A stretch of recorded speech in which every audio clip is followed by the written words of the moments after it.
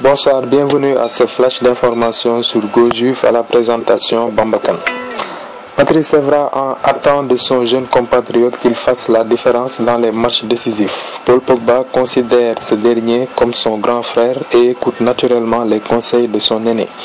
Le tout nouveau numéro 10 de la Juventus Turin porte un numéro symbolique porté auparavant par des références comme Platini ou Alessandro Del Piero. Comme ses anciennes gloires, le jeune Français va devoir se montrer décisif dans les grands matchs et c'est tout à fait ce que Patrice Evra lui demande. Pogba veut être décisif et je lui ai dit qu'il n'est désormais plus jeune.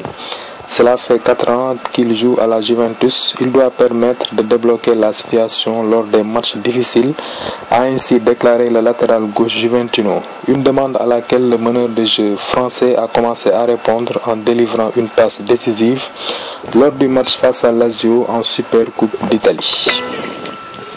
Opposé donc à la Lazio de Rome ce samedi à Shanghai dans le cadre de la Super Coupe d'Italie, la vieille dame s'est imposée grâce aux réalisations de ses deux recrues.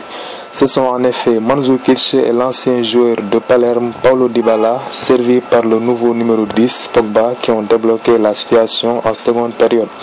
Car avant la pause, la possession était plutôt du côté romain, même si Gianluigi Buffon n'a pas vraiment été inquiété. Il faut dire que la pelouse du stade de Shanghai ainsi que la température très élevée ne facilitaient rien. Pas de quoi empêcher cependant la Juventus d'empocher son premier titre cette saison, en attendant la reprise de la Serie A le dimanche 23 août avec la réception de l'Udinese. La Juventus lance ainsi sa saison par un titre. Opposé à la Lazio Rome qu'il avait affronté en finale de Coupe d'Italie, les hommes de Massimiliano Allegri ont pris leur temps mais ont réussi à faire la différence en fin de rencontre grâce à deux recrues offensives du Mercato. Mario Mandzukic et Paulo Dybala ont fait craquer la défense des Biancocelesti pour offrir la Juve son 7e sacre dans la compétition. Les Bianconeri détiennent désormais 3 titres avec le Scudetto et la Coupe d'Italie. Battue l'an dernier par Naples, la Juve a cette fois-ci fait ce qu'il fallait pour chercher son trophée. Avec Mandzukic et Kingsley Coman alignés d'entrée à la pointe de l'attaque, la vieille dame a dû attendre la 27e minute pour se procurer sa première occasion avec une frappe de Lichtsteiner. Plus inspirés au retour des vestiaires, les coéquipiers de Buffon sont passés tout près de l'ouverture du score, mais Mandzukic a manqué son duel avec Marchetti. Le Croate s'est rattrapé 20 minutes plus tard sur un centre millimétré de Sturaro. L'ancien attaquant de l'Atlético a parfaitement placé sa tête pour lancer la Juve 1-0 à la 69e minute.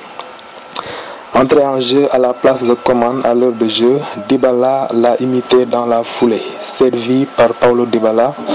Par Paul Pogba, l'Argentin a placé une frappe magistrale pour tromper Marchetti et offrir le break à son équipe 2-0 à la 73e minute, largement suffisant pour les Bianconeri qui se sont ensuite contentés de bien défendre.